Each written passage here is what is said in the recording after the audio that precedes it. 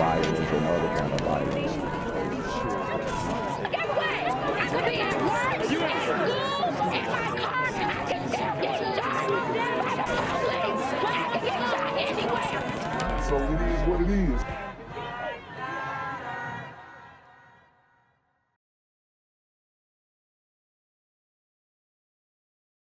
What's good, YouTube? It's a Black Gen Z Mindset. Make sure you go ahead and like, comment, share, subscribe.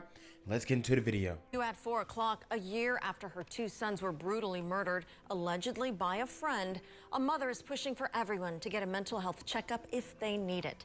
Channel 2's Lori Wilson spoke with a mom who's grieving her sons and at the same time working to help others. Oh, that day. So this is my baby boy, CJ. Tyreen Brown remembers every detail of March 28th, the day she found her two sons murdered. I can remember their voices. I can remember their laughter. She and her husband discovered their boys' bodies. 21-year-old Christopher Smith and 28-year-old Darius Miles shared a home. Damn. A lot of mothers out here grieving. You know, their kids have been killed in the street. This is something that continues to happen in the community, and it just seems like there is never a light shed on these situations. Yeah, they may follow up in the news, give them a 2-minute segment, but it's not enough. Christopher was an aspiring musician who loved video and was helping mom with the documentary. Darius was a mechanic and a loving dad whose friends called him Deuce. Chris had just moved in with his big brother about a month before the murders. We're a very close-knit family. Tyreen Brown says she talked with her boys every day and even made a book of text messages they shared. Somebody asked me, do you ever get to the point where you don't think about it? Impossible. Tyreen says there was no forced entry into her son's home. The suspected shooter, 28-year-old Walter Hill, was a friend of theirs. Wow. Can't even trust your homies.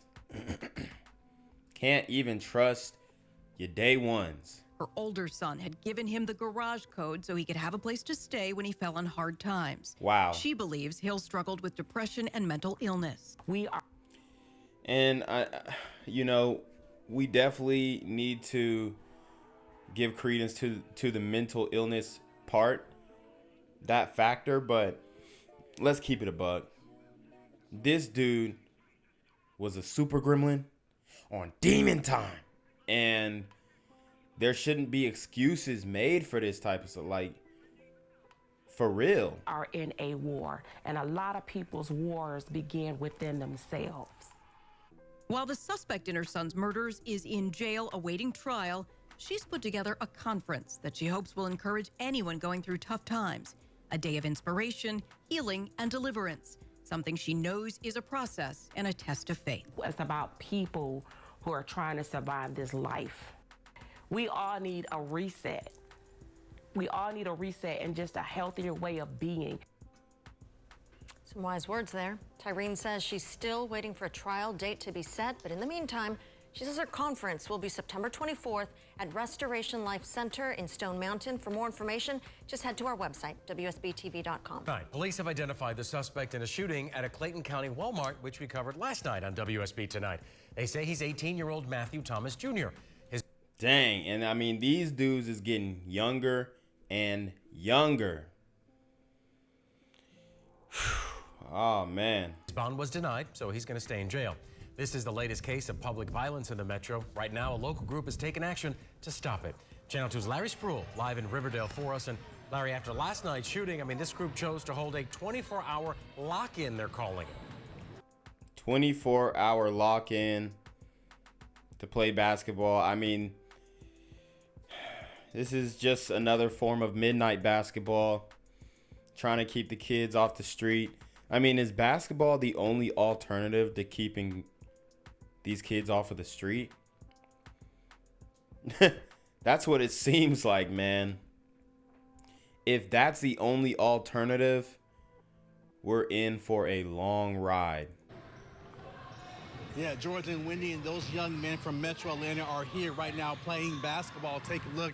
You can see them right here on the gym. Now, yes, we are at a lock-in, and yes, these young men are having fun. But the organizers here tell me they are also having tough conversations, real-life conversations. I just recently lost a friend due to gun violence over just a little smallest thing. Tariq Carr unfortunately knows the impact of gun violence. He tells me his friend was an employee at a Subway on Northside Drive in Atlanta. Wow. I mean, everything just ends up coming full circle. These two sisters that were killed, or one shot, one killed in the Subway. That was big news for a couple days. It didn't last too long, you know. People have already forgotten about it. A lot of these things are being overlooked. And it's just another continuation. I got a report today that says that Atlanta is the ninth most dangerous city in the U.S. I think they got 74 murders as of now. Obviously, Philly is leading the country in 240, but per capita, New Orleans is the most dangerous. It's getting rough, man. These super gremlins are on demon time. Police say a customer shot and killed her for putting too much mayo on his sandwich. You never know what's people's motive nowadays. You know somebody got to go and raise your hand. It's a tough question to ask a group of teenagers, but Bruce Griggs with the Save Our Sons campaign says, unfortunately, it's their reality. We're not going to change any of their behaviors overnight, but we at least can show them that we care. Griggs tells me the key is grabbing their attention. We've got to be in competition with the gangbangers and the hustlers. That's why they're providing music and sports. Griggs says this A Call to Manhood Boys to Men conference will be fun, but there's a deeper meaning. Bring young men between the ages of 8 and 14, and they have sensitive talks with positive adult males in the community to address this gun violence. Thursday, I was reporting on a shooting at a Riverdale Walmart just down the street from this conference. Two men were arguing by the meat counter inside Walmart when one shot the other. I mean, how suspect does that sound? Two men arguing about some meat. Yo, Atlanta is throwing so many curveballs. They done put the damn rainbow crosswalk in the middle of the street, and people done lost their damn minds. Shooting at a Riverdale Walmart just down the street from this conference. Two men were arguing by the meat counter inside Walmart when one shot the other. Greg says the violence in Metro Atlanta is beyond scary. It got to the point where it's out of control. We almost can't, people scared. My wife is scared to go to the store. How can you stop the crime that's going on in the city, in the Metro Atlanta? You know, I don't really think we're going to be able to stop what's really going on right now. We can put a dent in it, though. So he said no solutions. How are we going to put a dent in it if y'all don't even want to, you know, refund the police, arrest the people, and keep them locked up? How are we going to put a dent in it? The city council passed that ordinance or the bill that basically allows you to skip court and you don't have to bond out on a misdemeanor. It's crazy out here. Violence has gotten out of hand, but it's not so far out of hand that we can't save these children. Meanwhile, Carr says he believes this program will work. Oh my God, most definitely work. It's not going to work, bruh. I'm going to tell you that right now. You're not the first one to implement a midnight basketball program. You won't be the last. And Griggs tells me this lock-in was planned months ago, but it was very important to have a conversation about the shooting at Walmart and the recent violence. We are live in Riverdale. Larry Sproul for WSB Tonight. And look, Larry, you said it, they're having fun, but it's also about that message. Get to that exclusive video you just have to see of a house party shootout, all caught on camera. Damn. Take a look at your screen here because you'll only see this on Channel 2 Action News. People go running, and several people at this party even pull out guns and start shooting. Dang. One person appears to have an AR-15. Channel 2's Matt Johnson joins us now live. And I mean, if you're just chilling with folks who got assault rifles at a party, you know it's finna go down. And a lot of people like being on these types of scenes. Okay? You can't have a gathering in the community without it getting shot up. A private gathering, at least.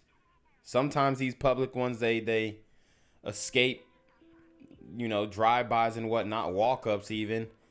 But it's not looking good in the community, bro. These super gremlins are on demon time. From APD headquarters, and Matt, you spoke with the homeowner because she's fighting to still be able to rent that house out again. Yeah, Wendy, and Atlanta police told me they haven't made an arrest connected to the actual shooting that happened. Meanwhile, this surveillance video given to us by the homeowner is some of the craziest you'll ever see, as both the homeowner and neighbors have different ideas on solutions.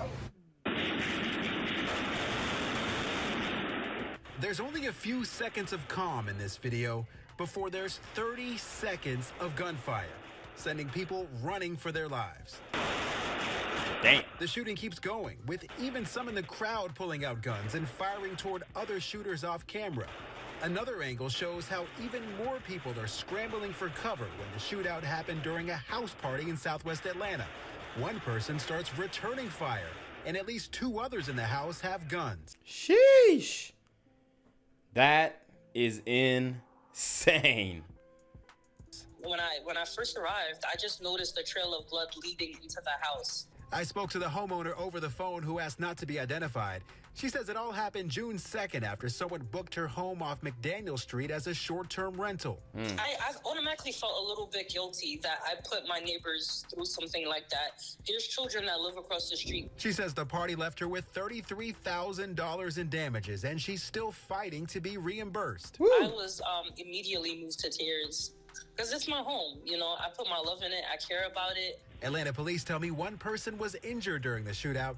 No one's been arrested in connection with the shooting, and there's no motive for why it started. I heard the shots, and I immediately just hit the floor. It literally sounded like a war zone outside of my door. And see, this is what upsets me. The super gremlins are messing up the Airbnb business. They've already put in mad restrictions in Atlanta. And this wouldn't be a problem except for like I said, we have an op culture where every young super gremlin on demon time wants to get an op. Okay, so a lot of dudes are just looking for enemies for no reason. I spoke to 2 neighbors who remember fearing a stray bullet may kill them. You're putting families and kids and seniors at risk, and that the bullets can fly through their houses. The city has already cited the homeowner and ordered her to cease all business after the shootout and neighbor complaints. For short-term rental, needs to be shut down. The homeowner says this is the first major incident, and she plans to fight this. And it's not just a short-term rental issue. Even though, yes, the party definitely attracted this. Maybe the guys who threw it had beef. It looks like, okay. But this could happen to any tenant. It really could. The city to be able to rent again and to get the money back for repairs. I just have to pick up the pieces and do what I have to do to be able to get back into business. Channel 2's Matt Johnson back out live with us. Matt, almost every neighborhood seems to have short-term rentals now. So how is the city responding to the increase in short-term rentals in Atlanta? Yeah, Wendy, it's important to note that, you know, not every rental turns into a shootout, but still the city has heard different complaints from neighbors.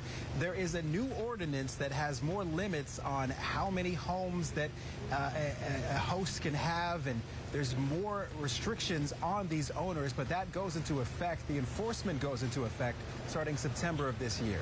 Wendy. All right, Matt, good information there, and we know that she's going to continue to try to stay in business there. And also, Matt, just last week, Airbnb said its ban on house parties is now permanent, so we know this kind of thing isn't just happening here in Atlanta. Thank you. I'm here on the corner of MLK and Frederick Douglass, where a shooting just took place. And as you can see, it's a pretty rough area. So I'm basically risking my life reporting on this madness. So make sure you do me a favor and hit the subscribe button. Like the video, hell, share the video. And make sure you go ahead and leave a comment down in the comments section to continue the discussion on how we can find solutions to all this son violence in the streets.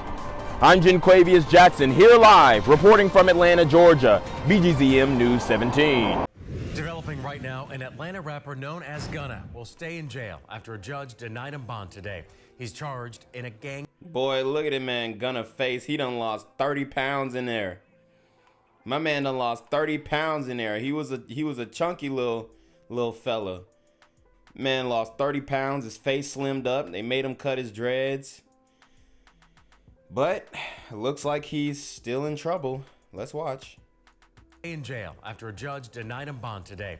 He's charged in a gang indictment. Channel 2's Michael Seiden was inside the courtroom when this happened. He joins us now live from the Fulton County Jail. And Michael, prosecutors say Gunna was involved in an incident there, and this was back in May. Yeah, George, these are all allegations, but as you mentioned, it was May 14th when prosecutors say a nurse attempted to smuggle a bag inside this jail. It was full of marijuana and cocaine, but when a deputy confronted her, she dropped it, then took off running. Now, today in... Wow. So Gunna has these black women risking their lives and their jobs to smuggle guns into, or not guns, but drugs into the Fulton County Jail for him. And people keep saying, oh, they've done so much for the community. Yeah, endangering the community. Court prosecutors claim that some of those drugs were intended for the rapper Gunna, a claim that his attorneys are calling false. All they're looking for is their son to get a fair shake, and they don't think that's happening so far.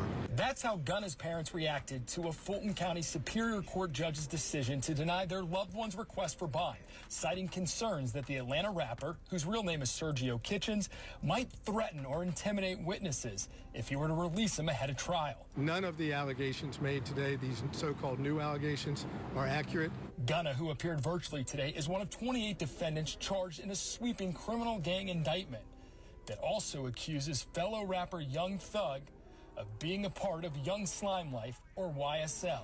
Prosecutors allege that YSL is an Atlanta street gang that's committed multiple murders, shootings, and carjackings throughout the city. Yep. Gunna, who is only charged with racketeering, is also accused of being a leader of another criminal street gang with ties to Metro Atlanta. He is a member of the Shady Park Crips. Woo! And he was claiming that set. In his snitch video, he was definitely a part of that. I mean, he went from blood to Crip. But, so, I mean, he got a lot going on. He's set tripping. He's part of the Crips. He's part of the slime. He's part of this. He's part of that. These super rapping gremlins are on demon time.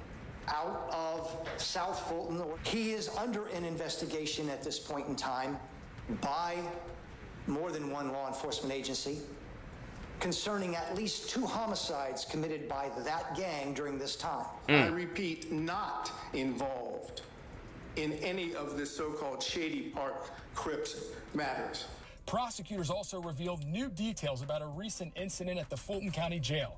Back in May, investigators say this former nurse attempted to smuggle a bag full of cocaine and marijuana into the jail.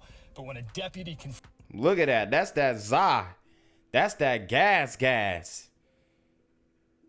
He was trying to get the whole prison high. confronted her, she dropped the bag and took off. Inside that bag was a list of people from medical records in the Fulton County Jail.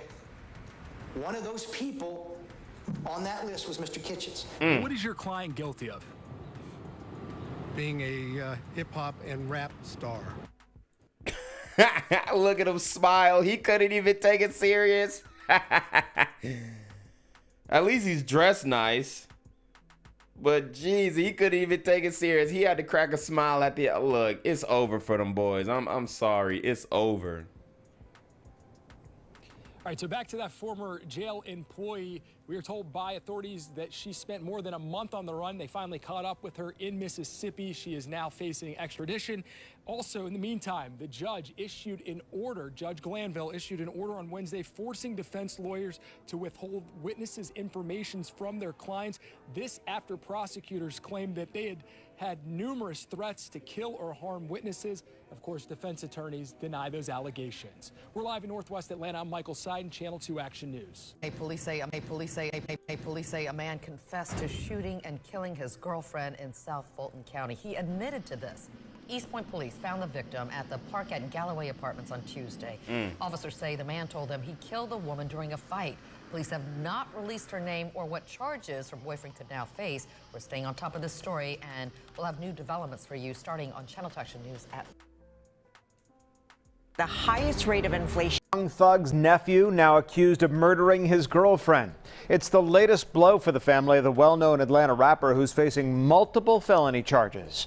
Good evening, and thank you so much for joining us tonight. I'm Tom Haynes. That does not look good. That does not look good for Uncle Thug. Your nephew out here murking his girlfriend? And your baby mama just got killed? These super gremlins are on demon time. I'm Courtney Bryant. Rapper Young Thug remains in jail after a grand jury indicted him and other alleged gang members in what prosecutors call violent street gang activity. Let's get out to Fox 5's Deidre Duke. She joins us live from the Fulton County Jail, where Fardereen Grier made his first court appearance today. Deidre? That's right, making that a court appearance on murder charges. He reportedly told responding officers that he and his girlfriend were ambushed as they walked out of an East Point apartment. Wow, he tried to do the YNW Melly. He tried to do the YNW Melly. These dudes are sick. But a witness tells a different story, saying that he heard the couple arguing just before the shooting. I am unable to consider bond at this time. Fardereen Grier made a brief court appearance Friday afternoon. His arrest So he finna join his uncle. He finna join Uncle Thug. Comes on the heels of the indictment of his uncle, popular rapper Young Thug, on RICO charges for alleged criminal gang activity in Fulton County.